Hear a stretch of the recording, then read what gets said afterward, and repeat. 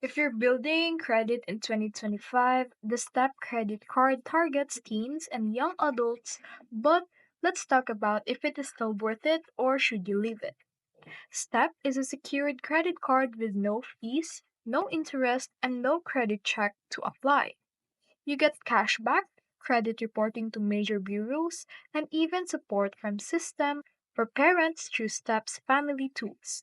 It is app-based, fast, and designed for Gen Z with an easy-to-use interface. However, it has no physical branches, it has a limited customer support, and you must use the Step app for everything.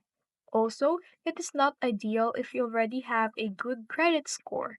It's more of a starter tool. So, the final say for this is that it is worth it if you're just getting started with credit. It is safe, simple, and beginner friendly. But for more features or rewards, you'll outgrow it fast. Step in 2025, it is actually a great first step, but just the beginning.